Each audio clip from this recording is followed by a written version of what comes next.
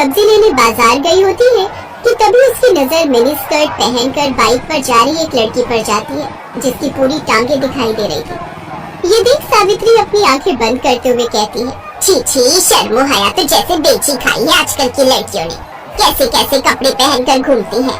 अरे इतने छोटे कपड़े तो हमारे जमाने में 5 साल की बच्चियां भी नहीं पहनती थी, जितनी अब 25 साल की पहनती हैं। बुड़बुड़ाते हुए सावित्री घर आती है जहाँ वो टीवी पर सूर्य ग्रहण की खबर देखती है। क्या आज सूर्य ग्रहण है? ठीक है, तो जब तक ग्रहण है कोई भी खाना नहीं खाएगा। और तू बड़ी बहू, तू खाने में तुलसी के पत्ते डाल दे। सर पर घूंघट ओढ़े रेखा मुंडी हिलाती है। कुछ देर बाद सूर्य ग्रहण लग जाता है। तभी रेखा का पति ऑफिस से थका हारा घर आता है और फ्रिज में से ब्रेड जैम लगाकर खाने लगता है। ये देख सावित्री गुस्से में चिल्लाते हुए कहती है, हे राम, कर दिया ना अपशगुन, भला ग्रहण में कौन खाना खाता है? क्या माँ, अब भूख लग रही है तो कुछ खाओ भी ना क्या? और ठीक है तो कह रहा है वो। अब ये सब पुराने विचारों को त्याग भी दो सावित्री। आप तो चुप ही रहिए। और तू बड़ी बहू, यहाँ खड़ी खड़ी मेरी शक्ल क्या देख रही है? तू इसे रोक नहीं सकती थी। माँ जी वो मैं। अब क्या बकरी की तरह मैं कर रही है? अपना पल्लू ठीक करिए सर से, खिसकना नहीं चाहिए। बहुएं जितनी मर्यादा में रहें उतनी ही अच्छी लगती हैं। अरे हम भी थे, जितना मर्जी काम करते थे, लेकिन मजा आने की कभी घूंघट सर से सरका हो। 3-3 मटके पानी के कुएं से उठा कर लाना, भैंसों का खेतों का सब काम देखना, कितना काम होता था हमारे जमाने में। लेकिन एक आजकल की बहुओं को तो आटा गूंथने से लेकर बर्तन धोने तक हर काम के लिए बस एक मशीन चाहिए और छोटे छोटे कपड़े पहनकर इनसे किटी पार्टी करवा लो बस। लेकिन मेरे घर में ये सब नहीं चलेगा। मेरे घर में बहुएं हमेशा घूंघट में और साड़ी में ही रहेंगी, इसलिए ध्यान रहे आगे से ये पल्ला खिसके ना तेरे सर से। जी माँ जी, ध्यान रखूंगी। ये है सावित्री देवी, जिसे मॉडर्न कपड़ों वाली लड़कियां बिल्कुल भी पसंद नहीं थी। सावित्री के 2 बेटे थे। बड़े बेटे की शादी हो चुकी थी। बड़ी बहू रेखा बिल्कुल अपनी सास के कहे पर चलती थी, लेकिन फिर भी सावित्री उससे कभी खुश नहीं रहती थी। वो उसके किसी न किसी काम में कमी निकाल ही देती थी। एक रोज जब रेखा अपने कमरे में दिन में आराम कर रही थी तो सावित्री अचानक से उसके कमरे में आती है। तब रेखा करवट बदल रही होती है, जिससे उसकी कमर दिख जाती है। ये देख सावित्री जोर से चिल्लाती है, छी छी छी छी छी छी छी, बस इसी बात का डर था मुझे। सारी शर्मो हया बेच खाई है। माँ जी आप, लेकिन हुआ क्या? क्या होना है? करवट लेते वक्त तेरी कमर दिखी कैसे? आज के बाद ऐसा हुआ ना तो अच्छा नहीं होगा बहू। और इस तरह बंदिशों में रेखा ने अपनी शादी का पूरा 1 साल काट लिया और उसकी फर्स्ट एनिवर्सरी पर उसका देवर राहुल दिल्ली से कानपुर आया। भाभी, मुझे ना आप सबको कुछ बताना था, तो मुझे लगा इससे अच्छा दिन भला क्या ही होगा।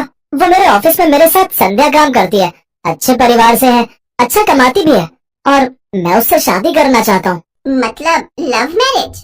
हाँ माँ, लव मैरिज। क्यों, कोई प्रॉब्लम है? नहीं नहीं, मुझे भला क्या दिक्कत होगी? तुझे पसंद है लड़की तो फिर हमें भी पसंद है। ये सावित्री का सिद्धांत भी समझ नहीं आता। जो डरता है तो उसे और डराती है, और जो सुनता ही नहीं उसकी बात झट से मान जाती है। चुप करिए जी। अब उस शहरी लड़की के पीछे अपने बेटे को तो नहीं खो सकती ना, कहीं उसके लिए सब छोड़कर ही चला गया तो। इसीलिए तो चुपचाप इस शादी के लिए हाँ कर दी। एक बार घर में आ गई तो फिर रेखा और उसमें कोई फर्क नहीं कर पाएंगे। सावित्री अपने छोटे बेटे की शादी के लिए मान जाती है। वो 1 महीने बाद दोनों की शादी करवा देते हैं। शादी के बाद दिल्ली से कानपुर कार में आते आते भारी भरकम लहंगे में संध्या काफी थक जाती है और वो एक जगह होटल के पास गाड़ी रुकवाती है। ड्राइवर, गाड़ी रोको, मुझसे वॉल ये नहीं पहना जा रहा, ये भारी भरकम लहंगा।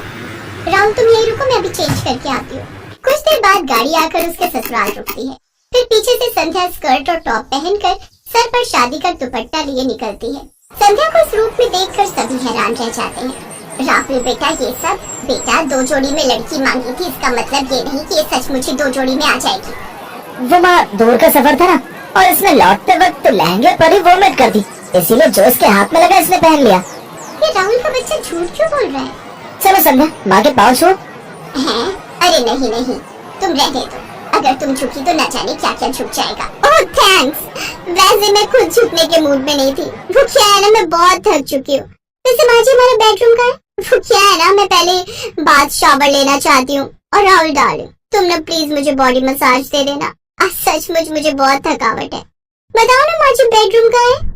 संध्या, बस 2 मिनट, माँ गृह प्रवेश कर ले। ओह प्लीज, थोड़ा जल्दी कीजिए ये सब formalities. I am really so tired. Savitri को मन ही मन बहुत गुस्सा आ रहा था, लेकिन वो कर भी क्या सकती थी। उसने चुपचाप उनका गृह प्रवेश करवाया और बहू बनकर संध्या अपने ससुराल आ जाती है। लेकिन संध्या के कपड़े देख सावित्री डर गई। ये नई बहू तो कुछ ज्यादा ही मॉडर्न कपड़े पहनती है। अरे पढ़ी लिखी नौकरी वाली है तो क्या हुआ, सर पर नाचेगी, जो मर्जी रुमाल जितने कपड़े पहनेगी। कहीं कल मुंह दिखाई पर इसने कुछ बेढंगे से कपड़े पहन लिए तो नहीं नहीं नहीं, इसे मुझे ठीक करना ही होगा। ये सोचकर सावित्री संध्या के कमरे में जाती है। अरे नई बहू, दिखा तो कल मुंह दिखाई पर क्या पहनने वाली है। ये वाली साड़ी कैसी है माँ जी?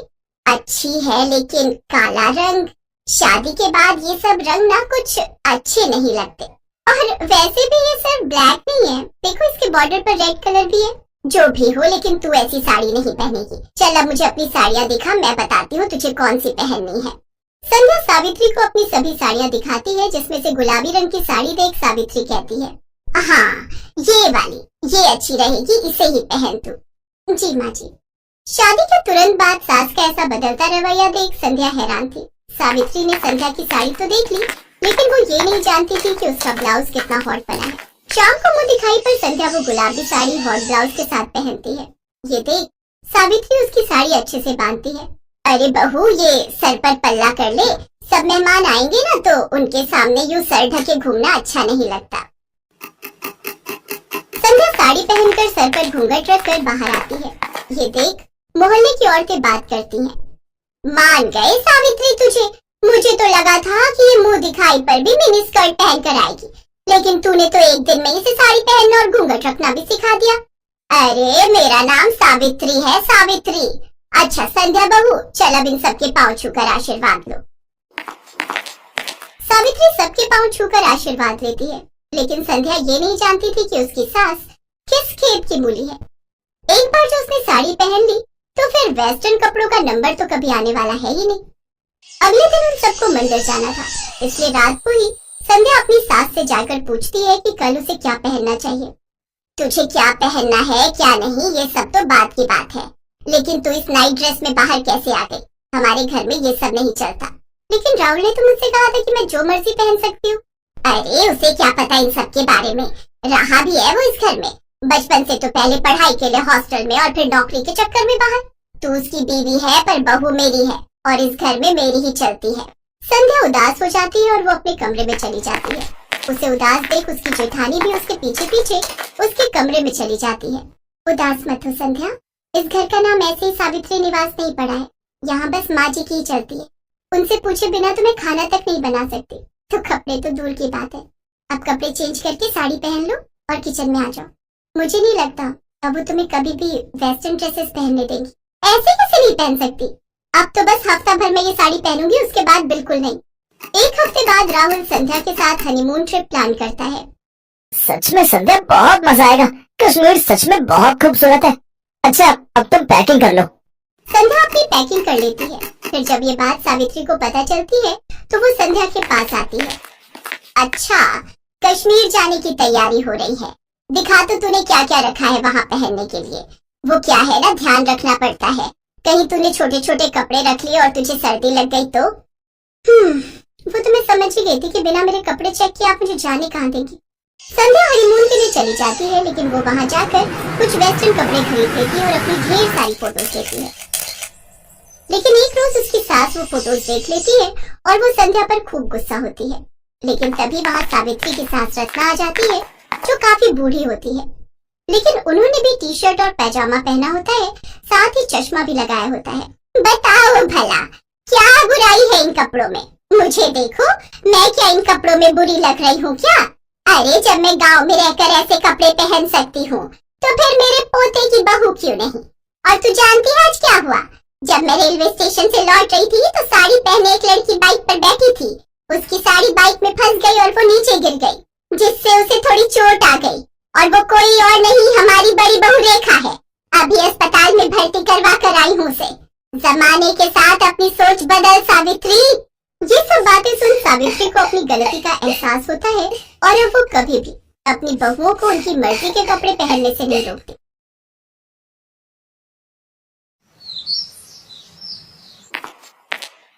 आज फिर इन दोनों बहनों ने इतनी पी ली कि इन्हें चलने तक का भी होश नहीं। गलती मेरी ही है।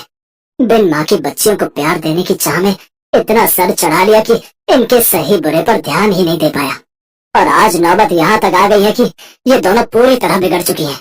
अपनी दोनों जवान बेटियों की हरकतों को देखते हुए धनराज सेठ उनके लिए लड़के तलाशने शुरू कर देता है। फिर कुछ दिनों में उनकी शादी अपने बराबर के घराने में कर देता है, जहाँ उनकी सास राजरानी हाथों में आरती की थाली लिए उनका स्वागत करती है, जिसे देख सुनैना और मलाइका अपने घूंघट को हटाते हुए कहती हैं, ओफो सासू मॉम, अब ये सब तामझाम बंद भी करो। हम ससुराल आई हैं, कोई सरहद पर जंग लड़ने नहीं आई है जो आप ये सब ड्रामे कर रही हैं।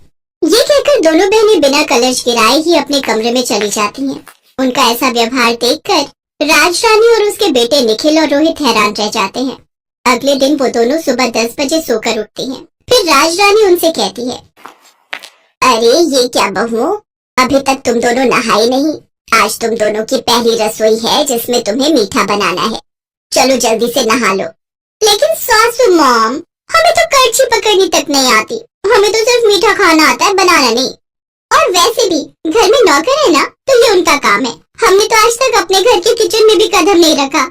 बेटा, घर में भले ही हर काम के लिए नौकर है, लेकिन घर का खाना तो घर की लक्ष्मियों को ही बनाना चाहिए।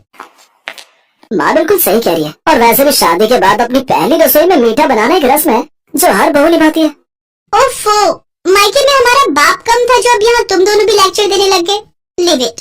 अरे सुनैना, चलो जल्दी से रेडी होकर बाहर पूल में आ जाओ। आज हम दोनों जी भरकर स्विमिंग करेंगे। कुछ देर बाद दोनों बहनें सब घर वालों और नौकरों के सामने स्विमिंग ड्रेस पहनकर आती हैं और पूल में जाकर नहाने लगती हैं। अपनी बहुओं की ऐसी बेशर्मी देख राजरानी का तो सर शर्म से झुक जाता है। ये दोनों की दोनों तो मेरी नाक कटवा कर रहेंगी। हे भगवान, मेरे घर की इज्जत अब तेरे हाथ में है। राजरानी एक धार्मिक महिला थी, साथ ही वो समाज सेविका भी थी। उसका खुद का एक बड़ा एनजीओ था जिससे शहर की बड़ी बड़ी हस्तियां जुड़ी हुई थी। ऐसे ही कुछ दिन बीतते हैं।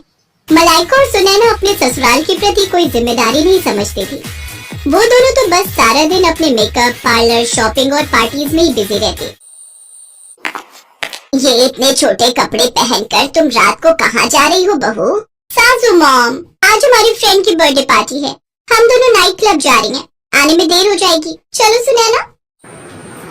फिर दोनों शॉर्ट ड्रेस पहनकर नाइट क्लब चली जाती हैं, जहां वो खूब सिगरेट शराब पीती हैं। फिर आधी रात को कुछ लड़के उन्हें घर ड्रॉप करते हैं। दोनों लड़खड़ाती हुई अंदर आती हैं, जहां उन्हें देखकर राजरानी उनसे कहती है, ये सब क्या है? आज तो तुम दोनों ने हद ही कर दी। अरे बड़े घर की बहुओं को ये सब शोभा नहीं देता।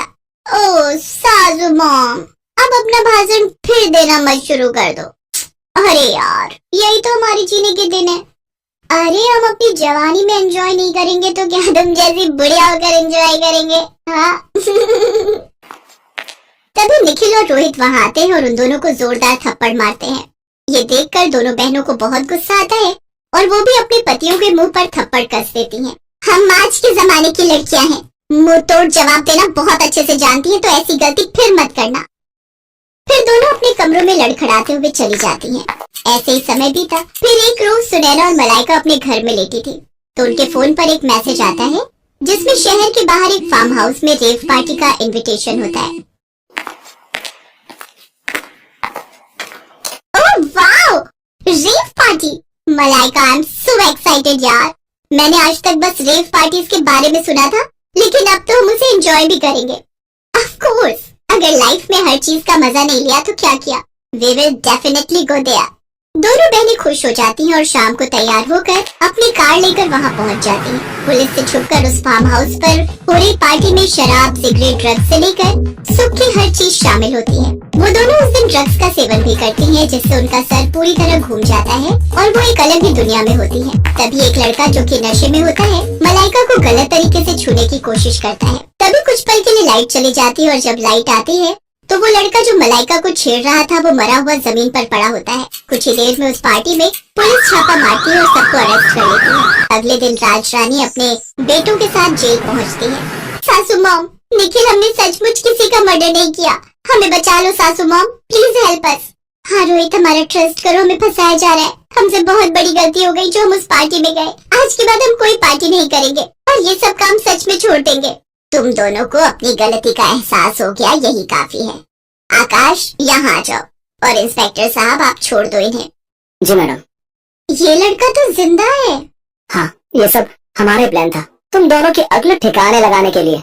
दरअसल ये सारा प्लान राजरानी और उसके बेटों का था, जो उन्होंने अपनी बहुओं को सबक सिखाने के लिए किया था। उन्होंने ही अपनी पहुंच का इस्तेमाल करते हुए इस पार्टी का आयोजन किया और ये सब ड्रामा रचा। लेकिन इससे मलाइका और सुनैना को अच्छा सबक मिला और वो दोनों अब बेशर्म से संस्कारी बहुएं बन गई, जो अपने परिवार के साथ अच्छे से